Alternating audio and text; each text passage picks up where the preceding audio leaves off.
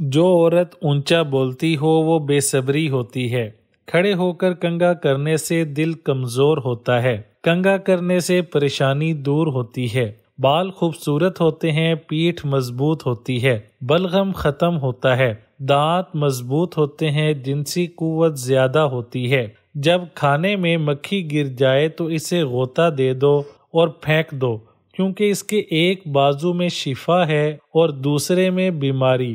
مکھی کھانے میں گرتے وقت پہلے بیماری والا بازو ڈالتی ہیں، لہٰذا پوری ہی مکھی کو غوطہ دے دو، فرمان رسول صلی اللہ علیہ وآلہ وسلم۔ حمل کے لیے اگر حمل نہ ٹھہرتا ہو یا شادی کا بہت عرصہ گزرنے کے بعد بھی اولاد نہ ہو تو سورہ نوح کی آیت نمبر 12 اور 13 111 مرتبہ فجر کی نماز کے بعد پڑھیں۔ یہ عمل روزانہ کریں اور جب تک ولادت نہ ہو جائے اس عمل کو جاری رکھیں۔ بیٹے کی پیدائش کے لیے ان آیات کو کثرت سے پڑھتے رہیں۔ نزلہ زکام کے مریض کے لیے طویل یعنی لمبا سجدہ نہایت مفید ہے۔ سجدے سے بند ناک کھلتی ہے۔ اپنے مکانوں کو مکڑی کے جالوں سے پاک صاف رکھو، کیونکہ ان کا گھروں میں بحال رہنا فکر و فاقہ کا باعث بنتا ہے۔ پانی کو چوس کر پیو کہ یہ زود ہضم ہے اور بیماری سے بچاتا ہے۔ اپنا چہرہ، ہاتھ، دوپٹے یا لباس سے صاف کرنا بھولنے کی بیماری پیدا کرتا ہے۔ رات کا کھانا نہ کھانا جلد بڑھاپا لاتا ہے۔ حالت حیض میں اگر ہم ٹھنڈا پانی استعمال کرتے ہیں تو یہ خواتین کے جسمانی توازن میں بگاڑ پیدا کرتا ہے۔ کیل، مہاسے اور ایکنی جیسی پریشانیاں اور پیٹ درد ہو سکتا ہے۔ ٹانگوں اور گھٹنوں میں درد کی شکایت بہت بڑھ جاتی ہے اور ہڈیوں کو تکلیف پہنچتی ہے۔ چہرے کے بدنما تل مٹانے ہیں تو پودینے کا رس چہرے پر لگاؤ۔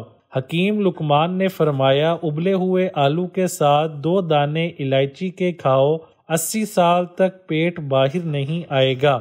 اگر ماہواری کے دنوں میں ٹانگوں میں درد رہتا ہو تو پانی میں نیم کے پتے ڈال کر ٹانگیں دھونے سے درد دور ہو جاتا ہے۔ اگر سردی کی وجہ سے آنکھوں سے پانی آ رہا ہو تو آنکھوں میں سرما ڈالنے سے پانی رک جاتا ہے۔ جلدی بوڑھا کر دینے والی عادتیں ہمیشہ دوسرے انسانوں سے حسد کرنا، دوسرے لوگوں سے ضد اور انا رکھنا، اپنی ماضی کی باتوں پر ہمیشہ سوچنا، دنیا اور پیسوں کی لالچ دل میں ہر وقت رکھنا، اللہ تعالیٰ کی دی ہوئی نعمتوں پر شکر ادا نہ کرنا، ہمیشہ ٹینشن کی باتوں پر سوچنا، ہر وقت سوتے رہنا اور کام کاج نہ کرنا، بہت زیادہ فاسٹ فوڈ اور کولڈ ڈرنک کا استعمال کرنا، بخار کے بعد یا کسی مرض کی وجہ سے بال گرتے ہوں تو کھوپرے کے تیل کا استعمال گرتے بالوں کو روکنے کے لیے نہایت مؤثر ہے۔ کوئی بھی چیز تلتے ہوئے کڑاہی میں 2 یا 3 بوند لیموں کے رس کی ڈال دیں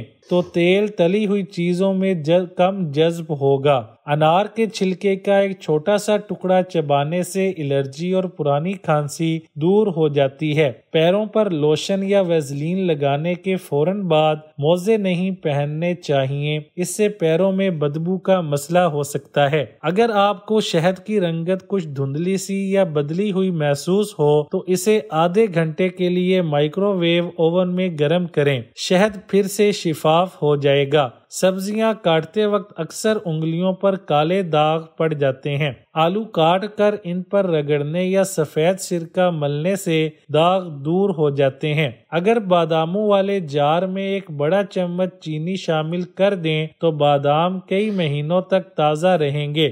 اکثر سفید یا کالے چنے دیر تک پکانے کے باوجود اچھی طرح نرم نہیں ہوتے۔ اگر پکتے ہوئے چنوں کے سالن میں ابلتا ہوا گرم دودھ شامل کر دیا جائے تو وہ جلدی گل جائیں گے۔ جو لوگ زیادہ پیدل چلتے ہیں انہیں بہت سی دواؤں کی ضرورت ہی نہیں پڑتی، مثلاً خواب آور گولیاں، قبض اور بدہضمی سے نجات حاصل کرنے والی اور درد دور کرنے والی دوائیں وغیرہ۔ اگر بچوں نے رنگوں سے دیوار کو خراب کر دیا ہے تو اس کا بہت ہی آسان حل موجود ہے۔ اس کے لیے رنگوں سے آلودہ دیوار پر ہیئر ڈرائر کی گرم ہوا ڈالیں اور اس کو کپڑے سے صاف کر لیں، کچھ ہی دیر میں دیوار بالکل صاف ہو جائے گی۔